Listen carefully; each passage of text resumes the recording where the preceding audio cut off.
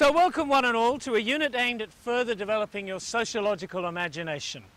This unit, this MOOC, is brought to you by the University of Western Australia, an institution that's celebrating its 100th birthday this year. Now, a centenary is significant in the relatively short history of the Australian nation. But of course, when seen in the bigger picture of the history of this continent, it is but a blip. I want to begin by reiterating what is pointed out on the University of Western Australia's website, that the University of Western Australia is situated on Noongar land, a reference to the local Indigenous people whose ancestors were walking and talking and being on this land more than 40,000 years ago. There is much to contemplate there.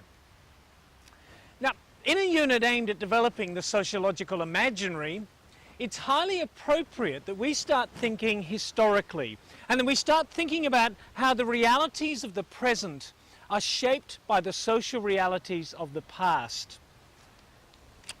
I am standing on one of the banks of the Swan River, a piece of land that sits between the university and the Swan.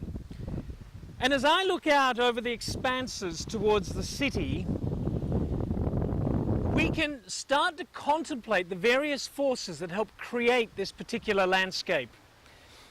And I try to imagine how this place looked when the party charged with creating the Swan River settlement first came here. We are assured that it was wetland, swampland as it was probably called then, long since drained and covered with sand and grass and concrete and asphalt and buildings. The buildings we see are symbols of affluence and the various flows of capital from agriculture, wheat and sheep and cattle, and also from the mineral and gas resources that this state has in plenty. Now look, this is not the place to go into the development history of WA. What I invite you to do is to look around your place, where you are currently, and start imagining how things used to be and how they might have been had things played out differently. But more especially, I invite you to start thinking about human activity. What people have done in and around where you currently live has shaped not only the landscape, but have shaped you and how you are. And as I gaze and imagine gazing into that city and the suburbs that spread beyond it, I can see in my mind's eye the roads, the houses, the schools, the parklands, the shops, the sporting grounds, the prisons, the vineyards, the churches.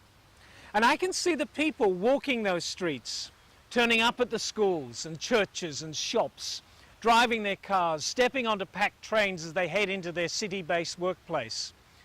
And I can see others sunning themselves in the parks and on the beaches, running and riding and walking to get or to keep themselves fit and tanned and, well, I trust you get the picture.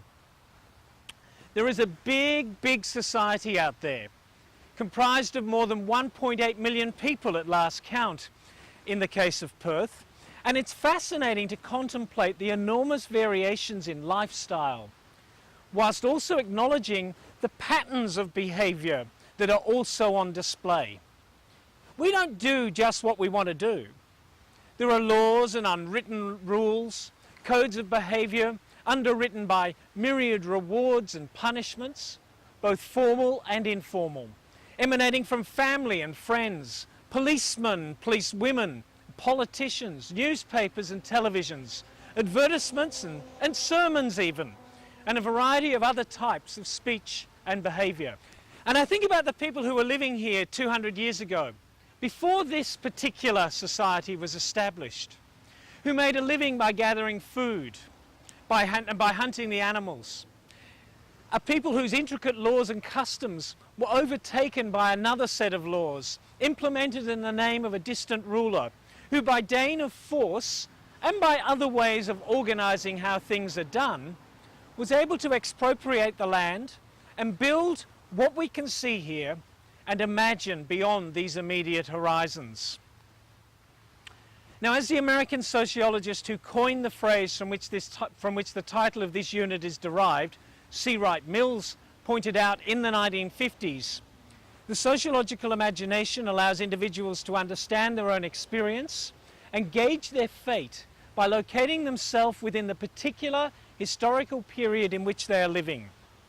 The sociological imagination allows us to grasp history and biography and the relations between the two in society. This unit invites you into this spirit of connection, linking large and small stories, local and national and global histories to your story, and to the biographies of the people around you and beyond you.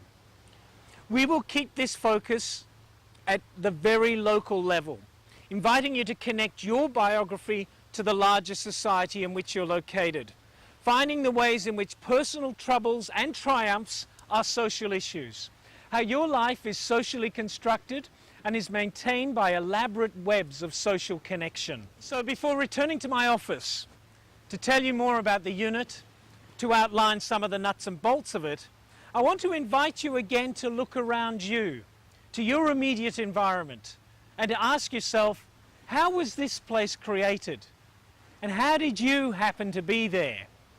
And what is your being like in that place? And if you move now on your screen down the page to the next video, I'm going to spend a bit of time outlining this unit for you.